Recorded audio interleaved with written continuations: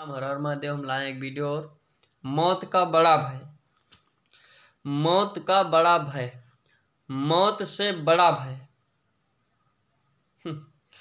एक पुरानी तिब्बती कथा है कि दो उल्लू एक वृक्ष पर आकर बैठे।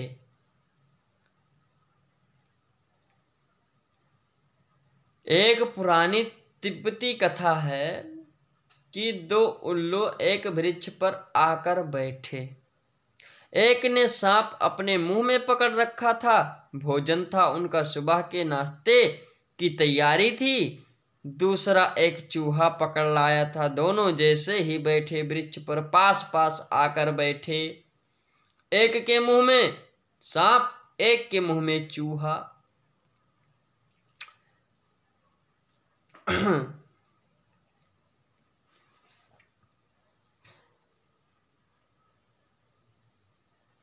सांप ने चूहे को देखा तो वह यह भूल ही गया कि वह उल्लू के मुंह में है और मौत के करीब है। चूहे को देखकर उसके मुंह में रसधार बहने लगी। वह भूल ही गया कि मौत के मुंह में है। उसको अपनी जीवेषणा ने पकड़ लिया और चूहे ने जैसे ही देखा सांप को, वह भयभीत हो गया। वह कांपने लगा। ऐसे मौत के मुंह में बैठा है मगर सांप को देखकर कांपने लगा। वह दोनों उल्लू बड़े हैरान हुए। एक उल्लू ने दूसरे उल्लू से पूछा कि भाई, इसका कुछ राज समझे? दूसरे ने कहा, बिल्कुल समझ में आया। जीभ की रस की स्वाद की इच्छा इतनी प्रबल है, सांप की इच्छा इतनी प्रबल है कि सामने मृत्यु खड़ी हो तो भी दिखाई नहीं पड़ती। और यह भी समझ में आया कि भय मौत से भी बड़ा है। मौत सामने खड़ी है, इससे यह भयभीत नहीं है। चूहा लेकिन भय से भयभीत है कि कहीं सांप हमला न कर दे। मौत से हम भयभीत नहीं हैं, हम भय से ज्यादा भयभीत हैं। और लोभ स्वाद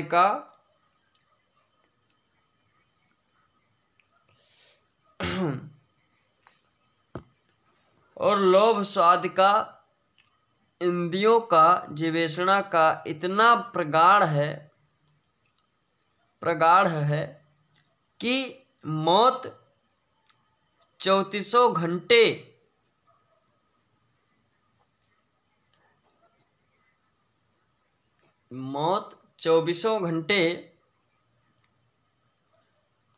खड़ी है तो भी हमें दिखाई नहीं पड़ती।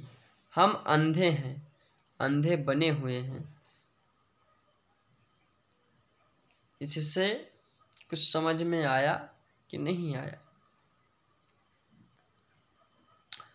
मुझे गर्व है कि हम हिंदू हैं। ऋग वेद के अनुसार जो अनाज खेतों में पैदा होता है उसका बंटवारा तो देखिए।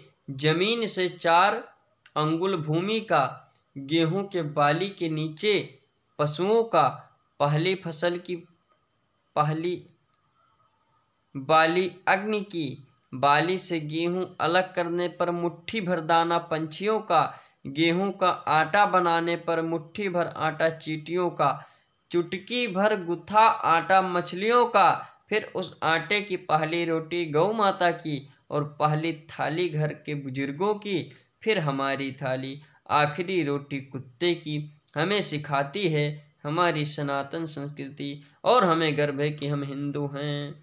कहने का तात्पर्य कि जब खेत में अनाज उगता है तो पहले अगर मान लीजिए कि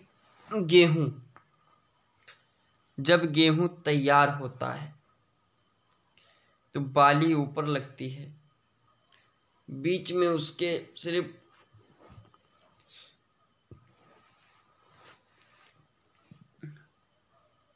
डंडियां बचती हैं जिनका भूसा हो जाता है बाद में। गेहूं अलग भूसा अलग। भूसा जो होता है वो जानवरों का हो जाता है, हर एक पशुओं का।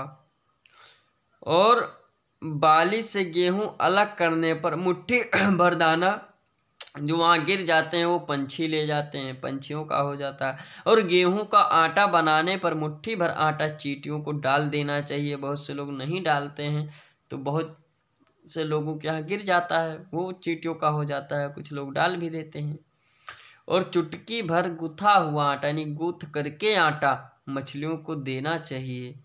फिर उस आटे की जो पहली रोटी होती उसे गौ माता को देनी। किसानों के यहाँ तो आज भी रीत चली आ रही, हमने देखा है। और उसके बाद फिर पहली थाली घर के जो बुजुर्ग हैं उनको देना चाहिए। और उसके बाद हमारी थाली यानी घर में जितने लोग सभी लोग खाएं, भोजन करें, ग्रहण करें। और आखिरी चाहे एक रोटी हो चाहे आधी रोटी हो, जी का कहा था गाँव में कौरा, कुत्तों को देना चाहिए।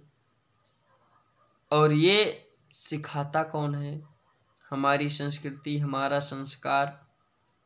और आपको मैं बता दूं, जो आपके कोई भी हो, बुजुर्ग हो जाने पर जो आपकी औलाद आपको रोटियां खिलाती हैं, भोजन खिलाती हैं, वो आपके औलाद नहीं हैं, वो आपके संस्कार हैं।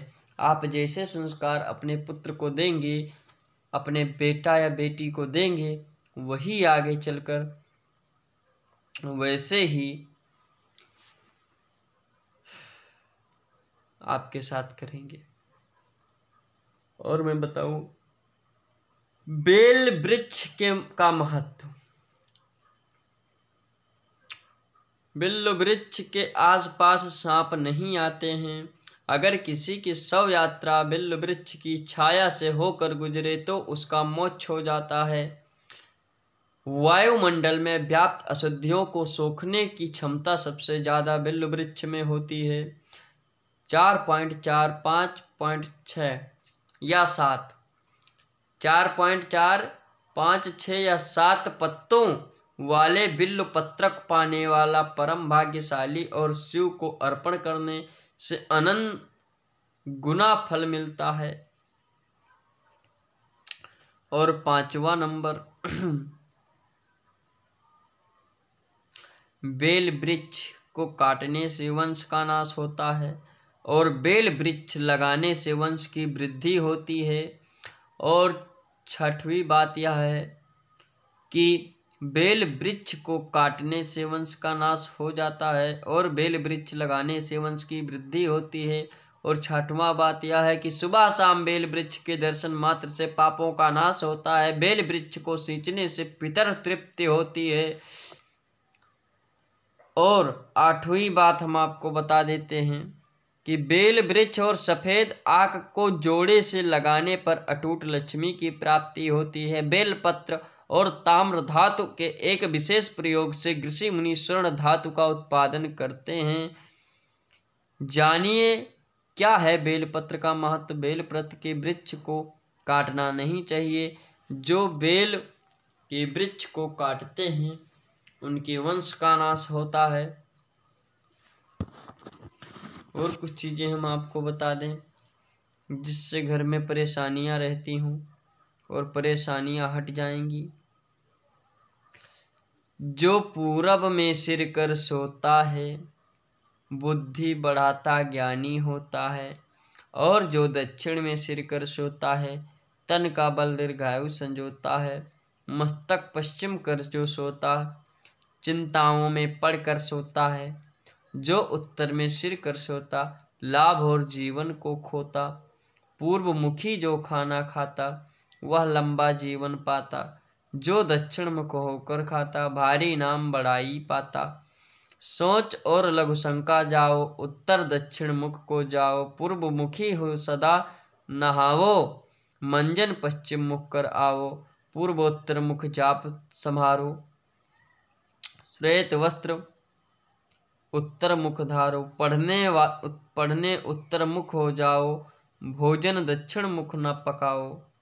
दक्षिण के मुख करके भोजन नहीं पकाना चाहिए। दक्षिण मुख करके भोजन ग्रहण नहीं करना चाहिए। दक्षिण मुख करके बैठकर पढ़ना नहीं चाहिए। दक्षिण सर करके सोना नहीं चाहिए। पूर्व की ओर सिर करके सोना चाहिए, जिससे बुद्धि बढ़ता है, ज्ञान बढ़ता है। जो दक्षिण में सिर करके सोता है, तन का बल दीर्घायु संजोता है। और मस्तक पश्चिम कर जो सोता है, चिंताओं में पड़ जाता है, चिंता करते हुए सोता है। जो उत्तर में सिर कर सोता है, लाभ और जीवन को खोता है। उत्तर भी सिर नहीं का पूर्वमुखी जो खाना खाता है, वह लंबा जीवन पाता है। उसे जीवन की आयु उसकी बढ़ जाती है। और इसी के साथ अब हम चलते हैं, एक चीज बोल कर जाएंगे। शरीर पर मालिश करने के बाद शमशान में चिता का धुआं शरीर पर आने के बाद, शरीर पर आने के बाद संभव